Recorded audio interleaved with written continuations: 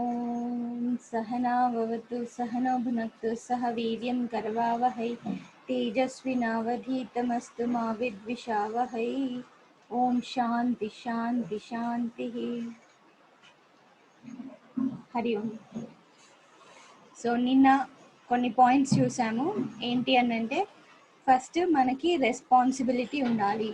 So గృహస్థ ఆశ్రమం లేదా వివాహం అంటేనే వహ్ అంటే క్యారీ చేయడం.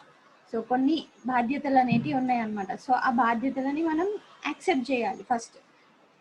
యాక్సెప్ట్ చేయడంలోనే చాలా స్ట్రెస్ అవుతుంది అనమాట. ఓ నేను ఎందుకు చేయాలి, నేను ఎలా చేయాలి, ఆ దాంట్లోనే రప్చర్ జరిగే అవకాశం ఉంటుంది. ఫస్ట్ నా డ్యూటీస్ ఏంటి, గృహస్థాశ్రమానికి ఎంటర్ అయ్యామంటే ఓన్లీ ఎంజాయ్మెంట్స్ కోసమే కాదు, లగ్జరీ లైఫ్ కోసమే, కంఫర్ట్స్ కోసమే, ఏదో సుఖం అనుభవించడానికే కాదు, మనకి దాంతోపాటు అడిషనల్గా కొన్ని డ్యూటీస్ కూడా వస్తాయి. సో ఆ రెస్పాన్సిబిలిటీస్ని స్వీకరించాలి. అందులో ఒక point, one of the point ఏంటి అని అంటే, మనం తీసుకొని ఆ రెస్పాన్సిబిలిటీస్ని మనం పాటించేటప్పుడు సో అదర్ పార్ట్నర్ మీద మనకి ఉండాల్సిన రిలేషన్షిప్ ఎట్లుండాలి అని అంటే, లవ్ అండ్ రెస్పెక్ట్. సో ప్రేమ, గౌరవం ఏదైతే ఉందో అవి రెండు ఉన్నప్పుడు మనకి క్లియర్గా లైఫ్ ముందుకెళ్ళే అవకాశం ఉంది. ఎందుకు? ప్రేమ ఉంది కాబట్టి ఆటోమేటిక్గా మనం మైనస్లు ఎక్కడ జరిగినా కూడా వాటిని మనం అర్థం చేసుకొని ముందుకెళ్తూ ఉంటాం. గౌరవం కూడా ఉంది కాబట్టి ఎక్కడ తక్కువ చేసి మాట్లాడడం అనమాట, తక్కువ చేసి చిన్న చూపు చేసి చూడం. సో చిన్న చూపు చేయకపోవడం వల్ల ఏమవుతుంది అంటే, అదర్ పర్సన్కి కూడా ఫ్రీడమ్ ఉంది, ఆ కంఫర్ట్ జోన్ క్రియేట్ అవుతుంది, ఆ గుడ్ స్పేస్ అనేది క్రియేట్ అవుతుంది, ఇద్దరి మధ్యలో మంచి ర్యాపో ఉంటుంది ప్రేమ అండ్ గౌరవం వల్ల. సో ప్రేమ ఉండాలి అని అనుకున్నాం కదా. గౌరవం అంటే ఓకే, వాళ్ళ యొక్క ఎదుటి వాళ్ళ యొక్క టాలెంట్స్ కానీ, వాళ్ళ యొక్క స్పాంటేనిటీ కానీ, వాళ్ళు పనిచేసే విధానం, ఆలోచించే విధానాన్ని సో మనం గుర్తించాలన్నమాట, ఎక్నాలెడ్జ్ చేయాలి. ఇప్పుడు గౌరవం అంటే ఎప్పుడు కానీ ఒక లెవెల్లో వాళ్ళకున్న ప్రొఫెషన్ని బట్టి వస్తుంది. బట్ అందరూ చదువుకోవాలని ఏం లేదు, చదువుకోకుండా కూడా వ్యవహరించే విధానంలో మెలకువలు అవి ఎలాగ వస్తున్నాయి దాన్ని చూసి మనం రెస్పెక్ట్ ఇవ్వగలగాలి. కొందరికి న్యాచురల్గా ఉంటుంది ఇంట్లో అందరినీ చూసుకునే తత్వం, కొందరికి ఎంత చెప్పినా రాదనమాట. సో ఇవి వాళ్ళలో ఉన్న మంచి గుణాలు, వాటిని మనం టచ్ చేయగలగాలి. ఎస్, నువ్వు ఇట్లాగా అందరినీ బాగా చూసుకుంటావు, అది నీలో ఒక మంచి క్వాలిటీ, దాన్ని నేను గౌరవిస్తున్నా. సో ఈ గుడ్ క్వాలిటీస్ని అక్నాలెడ్జ్ చేస్తూ ఉండగలగాలి, అది గౌరవం. దెన్ ప్రేమకు వచ్చేసరికి ఏమవుతుంది అంటే, చాలాసార్లు మనకు తెలిసిందే ప్రేమ అనుకుంటున్నాం, ప్రేమ ఇద్దాం అనుకుంటున్నాం, కానీ ప్రేమ తీసుకోవాలడానికి తపన పడుతున్నాం అనమాట. సో అక్కడ ఏమవుతుంది అని అంటే, అది మమకారం అయిపోతుంది. సో ఈ మమకారం అయిపోయేసరికి బాండేజ్కి, దుఃఖానికి, నువ్వు ఇట్లా ఎందుకు చేయట్లేదు, నాకు నచ్చినట్టు ఉండట్లేదు, నా లైక్స్ అండ్ డిస్లైక్స్కి ప్రియారిటీ ఇవ్వట్లేదు, సో అక్కడ ప్రాబ్లం వచ్చే అవకాశం ఉంది. సో అందుకోసమే నిన్న చూసాము, ఒకసారి మళ్ళీ చూద్దాము. సో ప్రేమకి అండ్ అటాచ్మెంట్కి డిఫరెన్స్ ఏంటి అంటే, ఓకే. సో ఏం చూసాం నిన్న? అటాచ్మెంట్ అంటే తాదాత్మ్యం అనమాట. నాకు, నాది, నాకే కావాలి అనే తాదాత్మ్యం, నేను నేను అనేది ఎక్కువ వస్తూ ఉంటుంది. సో అది మనం ఏం చేస్తుంది, నిజమైన ప్రేమ నుంచి దూరం చేస్తుంది. ధృతరాష్ట్రుడు ఎట్లయితే మోహంతో వాళ్ళ తప్పులను కూడా కవర్ చేసింది చూడు వాళ్ళ పిల్లల్ని, అలాగా మనం ఎదగకుండా చేస్తుంది అనమాట ఈ మమకారం. పిల్లల మీద కూడా మమకారం ఉంటుంది చాలాసార్లు, అదే మైనస్ అవుతుంది, వాళ్ళ గ్రోత్ ఉండదు, మన గ్రోత్ ఉండదు. సో ఇది రిలేషన్షిప్లో ఏదైనా సరే మమకారం అనేది ఉండొద్దు. దెన్ ఎందుకు ఉండొద్దు అని అంటే, వస్తువులైనా సరే, సిచ్యువేషన్స్ అయినా సరే మారుతూనే ఉంటాయి, ఇది గుర్తుంచుకోవాలి. ప్రపంచంలో ఏది శాశ్వతంగా ఉంటుంది అని అంటే మార్పు. మార్పు అనేది శాశ్వతం అనమాట, మారడమే ఒక దాని సిద్ధాంతం. ఒకటి వచ్చిందా అది చేంజ్ అవుతుంది, దెన్ అది నశించిపోతుంది. లైక్ ఏదైనా వస్తువు తీసుకోవడానికి ఎక్స్పైరీ డేట్ ఉంటుంది, ఫీలింగ్స్, మనుషులు, టైం పీరియడ్, ఎవ్రీథింగ్ దాని చేంజ్ అనేది మనకు చూపిస్తూ ఉంటుంది. ఈ చేంజ్ ఉన్నతంగా ఉన్నప్పుడు ట్రాన్స్ఫర్మేషన్ అవుతుంది, దానివల్ల ఎఫెక్ట్ రాదు. ఎవరైనా మనుషులు మీరు మారిపోయారండి అని అంటే, మారి వాళ్ళు ఎదిగితే, మనల్ని ఎక్కువ అర్థం చేసుకుంటే, సొసైటీని అంతా అర్థం చేసుకుంటే మంచిదే, అది ట్రాన్స్ఫర్మేషన్, దానివల్ల నష్టం లేదు. కానీ చెడుగా మారడం, మళ్ళీ మంచిగా మారడం, చెడుగా మారడం, మంచిగా మారడం, మిస్అండర్స్టాండ్ చేసుకోవడం, రాంగ్ అండర్స్టాండ్ చేసుకోవడం కామన్, ఇది జరుగుతూనే ఉంటుంది. కాబట్టి ఒక దగ్గర మనం స్టిక్ అయిపోవద్దు.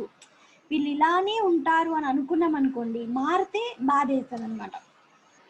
సో నీ మీద నమ్మకం పెట్టుకున్నాను, ఇలా చెయ్యవనుకున్నానంటే అది అది ప్రేమ కాదు, అది మనం బాండేజ్కి దారి తీస్తుంది. అదనమాట ఇక్కడ చేంజ్ అంటే. ఓకే, సో అలా ఉన్నప్పుడు మమకారం ఏమవుతుంది అంటే కాజెస్ ఫాల్ ఆఫ్ మ్యాన్, అంటే మనం పతనం జరుగుతుంది. సో పతనం అంటే రిలేషన్షిప్స్లో పతనం ఏంటండి అంటే మనకి ఉన్న స్ట్రెంగ్త్ని మనం కోల్పోతాం. మనకి ఏదైతే స్వతహా మానసిక శక్తి ఉందో, ఈ మానసిక శక్తిని పదే పదే పదే ఎదుటి వాళ్ళ గురించి ఆలోచించడం వల్ల న్యాచురల్గా ఉన్న ఎనర్జీని మనం లూజ్ అవుతూ ఉంటాం అనమాట. అది పతనం అంటే ఇక్కడ.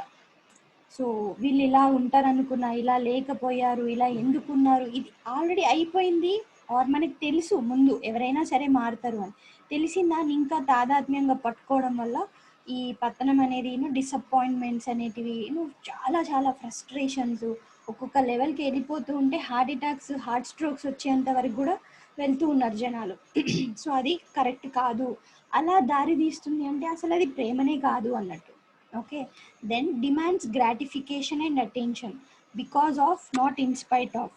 సో ఈ మన ప్రేమ మమకారం డిఫరెన్స్ ఏంటి అని అంటే, మమకారం ఉన్నప్పుడు నాకు ఇది కావాలి అది కావాలి అనే డిమాండ్స్ ఎక్కువ వస్తుంటాయి అన్నమాట. డిమాండింగ్ నేచర్ ఎక్కువ ఉంటుంది. నువ్వు నన్ను ప్రేమించట్లేదా, సో అయితే ఇది చెయ్యాలి. సో కండిషన్స్ అప్లై ఉన్నదనుకోండి, అది లవ్ కాదు. సో లవ్ అంటే నో కండిషన్స్, నథింగ్.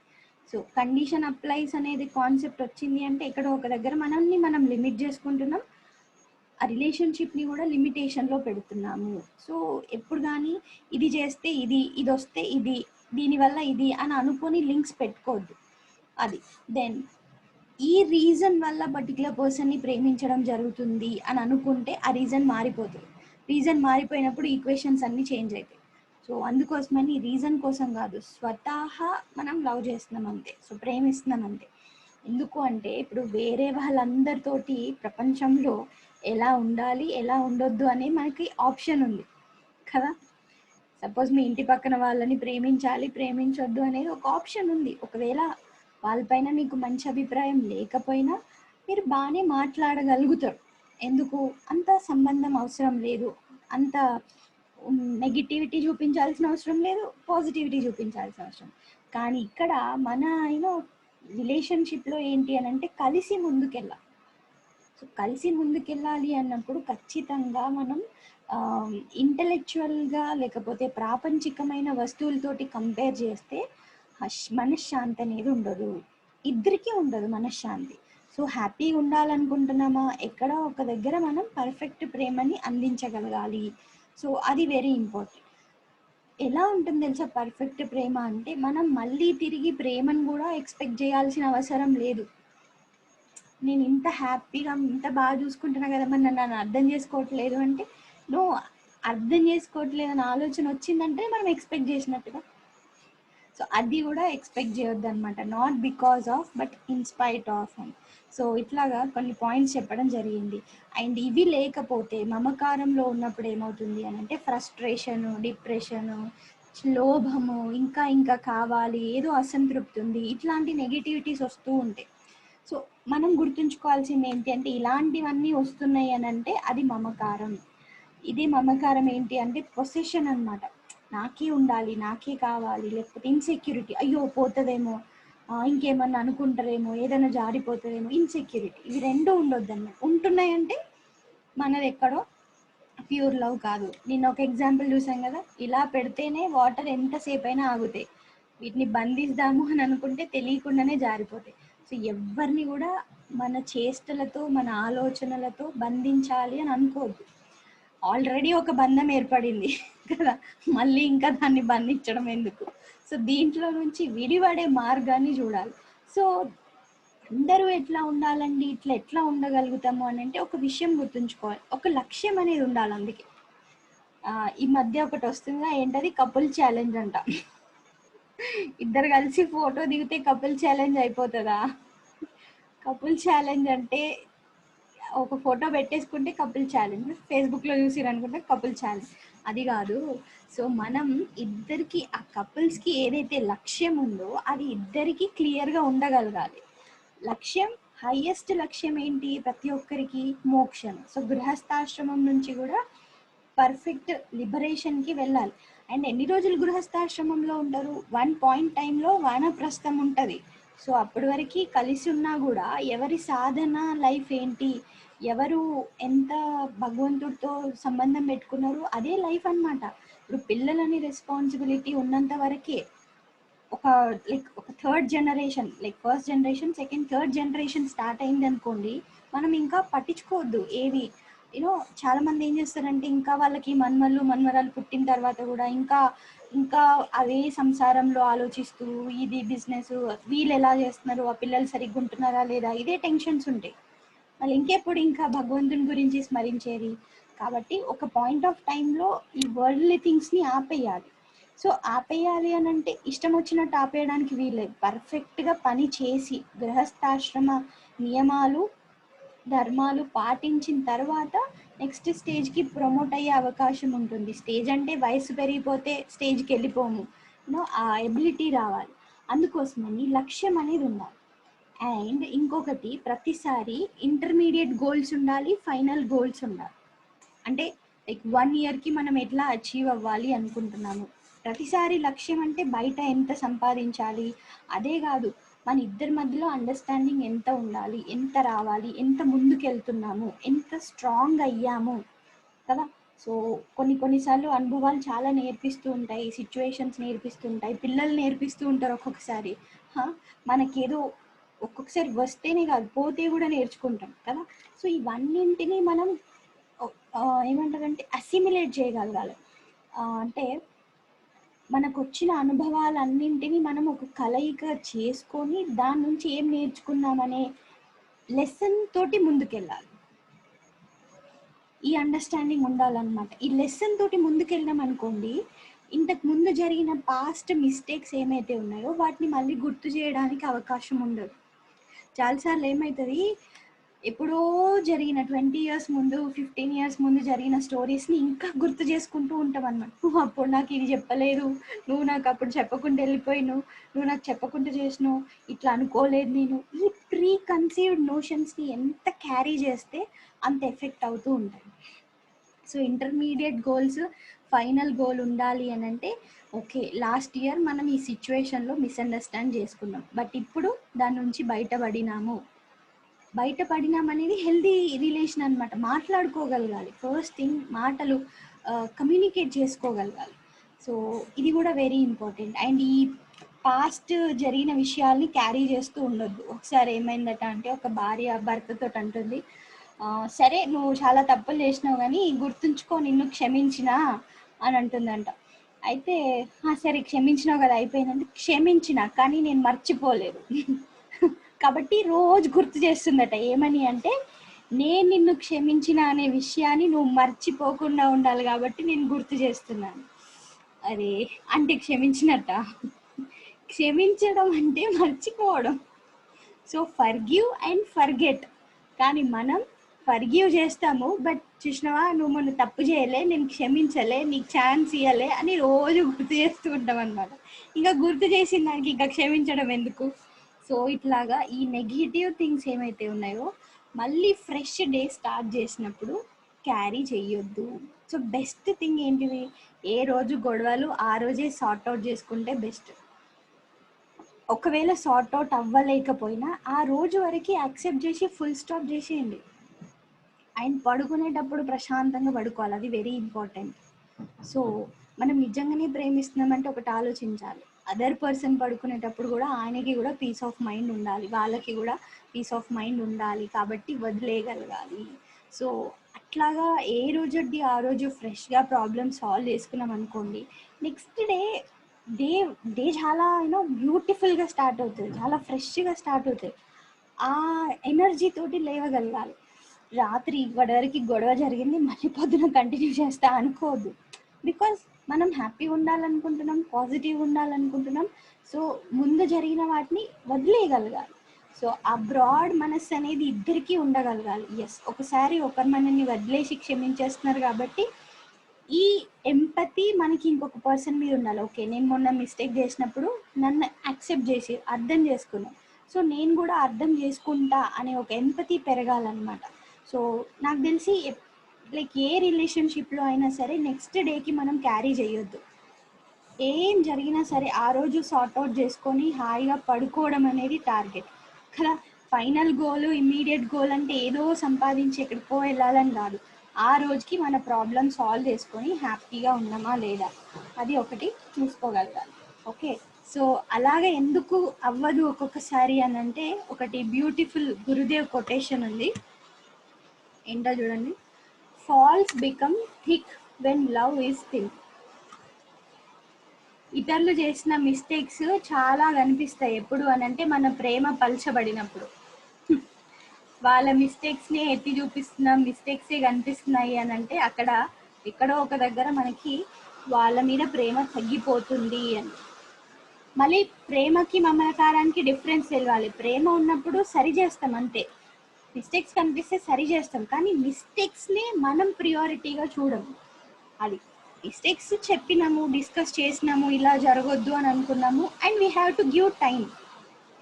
ఒకసారి చెప్పారా నాకు ఇది నచ్చలేదు, ఇట్లా చేస్తే మనకి హ్యాపీ ఉండలేదు, మనము అనే ఒక కాన్సెప్ట్ని తీసుకొచ్చిన తర్వాత, విషయం ఎక్స్ప్లెయిన్ చేసిన తర్వాత ప్రతి ఒక్కరూ ఇంకొకరికి ఆలోచించుకోవడానికి టైం ఇవ్వాలి. కొన్నిసార్లు ఏమవుతుందో తెలుసా, ఇవ్వరన్నమాట. వెనకాల అదేంటి పెయిన్ ఉంటుందా, పెయిన్ తిరుగుతూ ఉంటుంది, తిరిగి తిరిగి పెయిన్ అంతా కొరికేస్తుంది. అట్లాగా పెయిన్ కొరికినట్టు కందిరిగా చెవులో అన్నట్టు కొంతమంది అంటేనే ఉంటారు. కొంతమంది ఏమో ఇంకా మేము మాట్లాడం, అస్సలు మాట్లాడడం, తప్పు తెలుసుకొని వచ్చేదాకా మాట్లాడడం. రెండు పనికిరావు. అతిగా మాట్లాడినా, అతిగా సైలెంట్గా ఉన్నా కూడా పనికిరావు. విషయం, కంటెంట్ ఎదుటి వాళ్ళకి ఎలా అర్థమవుతుంది అనేది అర్థం చేపియాలి. ఒక్కొక్కసారి మనకి చెప్పడం రాదేమో, చెప్పడం అంత పర్ఫెక్ట్గా చేస్తాదేమో, సో టైం తీసుకోవాలి. అండ్ మనం మాట్లాడే పదాలు చాలా చాలా జాగ్రత్తగా రావాలి.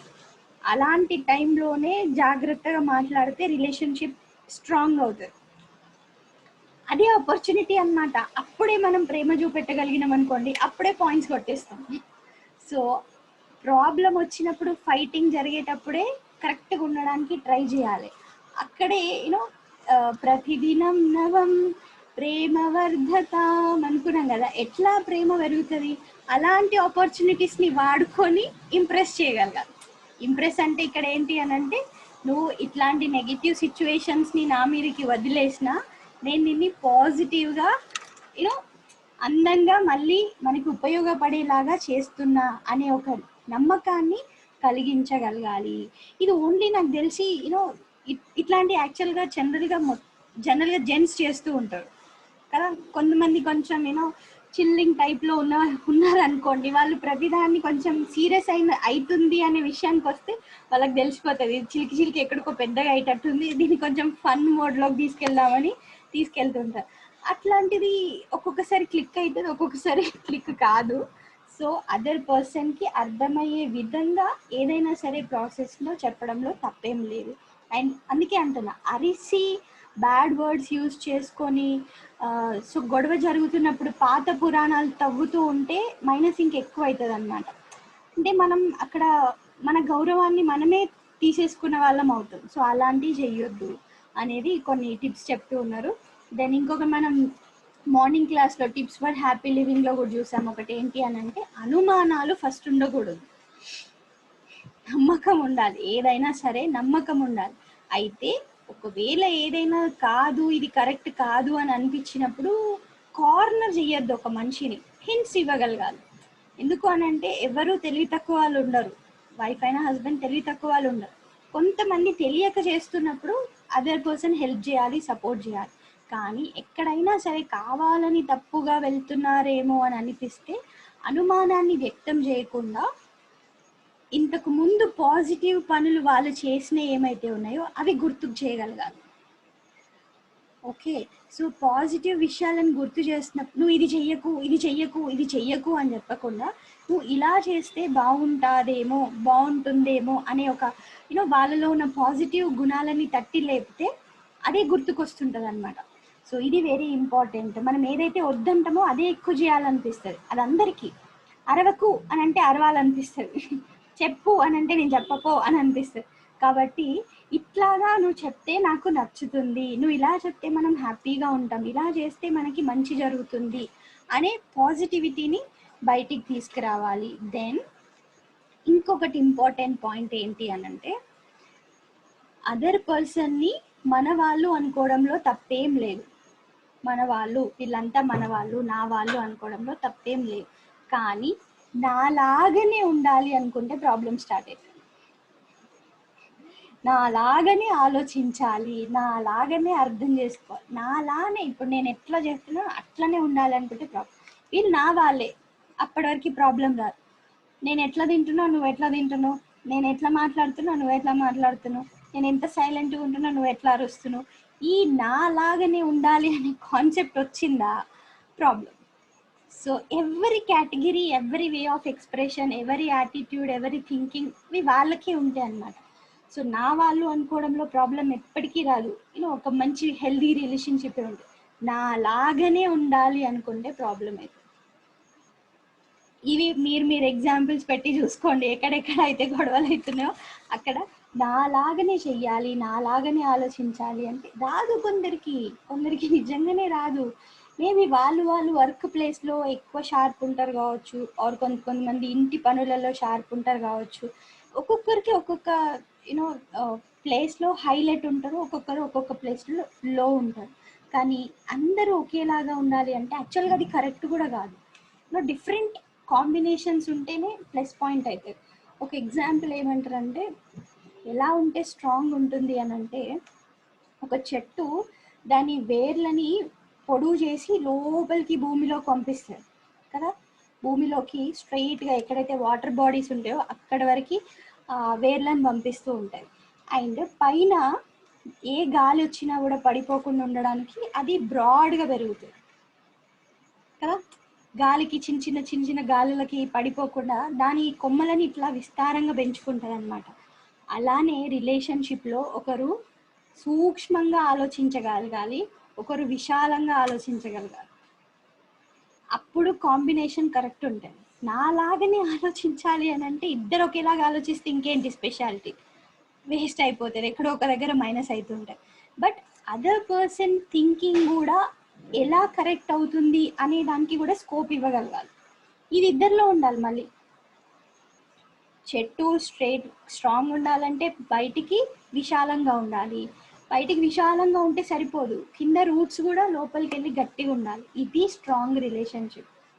అలా ఉండాలన్నమాట. సో ఇద్దరి కాంబినేషన్ కరెక్ట్గా ఎప్పుడు ఉంటుంది అంటే సేమ్ థింక్ చేసి, సేమ్ ఆలోచించి, సేమ్ ఓకే అలా కూడా బాగానే ఉండొచ్చు. కానీ ఇన్ కేస్ కాంట్రవర్సీస్ ఉన్నప్పటికీ కూడా దాన్ని కూడా పాజిటివ్గా మార్చుకోవచ్చు. ఎందుకంటే మనం అనుకున్నాం కదా, బేసికల్గా ఇక్కడే ప్రాబ్లం వస్తుంది అనమాట. నాలాగా నేను చెప్పింది నీకు అస్సలు అర్థం కాదు, ఎప్పుడు చూసినా నీదే కరెక్ట్ అనుకుంటావు, నాదే కరెక్ట్, నీకు అర్థం ఎందుకు కాదు అనే ప్రాబ్లం వస్తుంటుంది. మనం అదర్ పర్సన్ అండర్స్టాండింగ్ని కూడా చూసుకోగలగాలి.